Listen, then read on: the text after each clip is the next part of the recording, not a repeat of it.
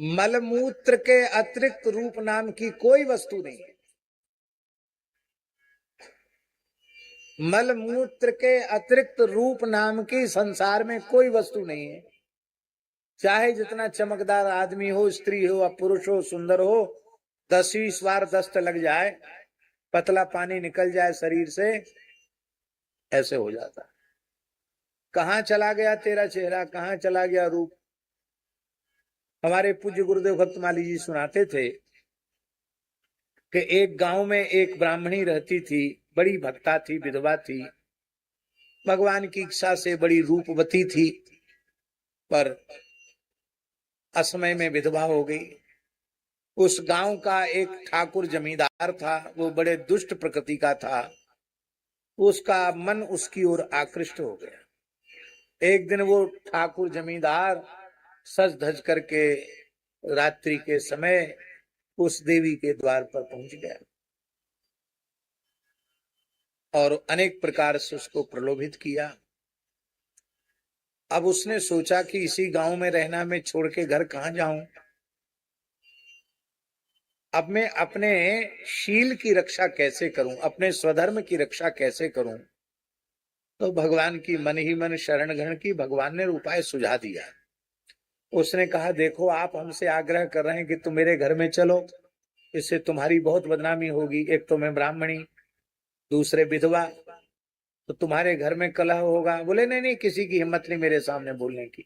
तो फिर भी तुम्हारी अपकीर्ति तो होगी, कलंक तो लगेगा। ऐसा करना कि अभी मैं आपसे मिलने की स्थिति में नहीं हूं, कल रात को आप आना, मैं यहां अकेली रहती हूं, कल मैं आपको उपलब्ध हो जाऊंगी। तो चला गया और उसने जमाल गोटा खा लिया और जमाल गोटा खाकर पानी पिए और बस डोल डाल जाए। और एक उसके घर में बड़ी सुंदर पीतल की नाद थी, उसको मांझ करके सोने जैसी चमका दिया। और जब शौच की इच्छा हो तो उसी में मल त्याग करे। और रात भर शौच गई, दिन भर शौच गई, शाम तक तो बेहोश जैसी हो गई, मक्खियां भिनभिना रही थी। और उसने उस नाद के ऊपर एक चुनरी और उड़ा दी। वो व्यक्ति आया सज धज के, आया तो उसने देखा कि घर में बदबू आ रही है, अंधेरा पड़ा है, कोई सफाई उफाई कुछ नहीं। देखा तो वो जमीन पर पड़ी हुई थी। अरे इसको क्या हुआ, आंख भीतर घुस गई, रूप इसका कहाँ चला गया।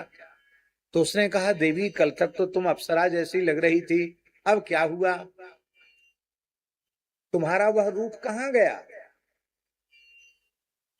तो उसने क्षीण स्वर में कहा, क्योंकि बहुत कमजोरी आ गई थी कि मैं ज्यादा बोल नहीं सकती हूं, मेरा रूप उस नाद में रखा है। उसे बड़ा आश्चर्य हुआ कि रूप भी ऐसी वस्तु है जो नाद में रखी जा सकती है। तो नाद तो बड़ी चमक रही थी सोने जैसी, और ऊपर से उसकी चुनरी उड़ाई हुई थी। उसने जैसे ही चुनरी को हटाया तो देखा मलमूत्र भरा हुआ है नाद में।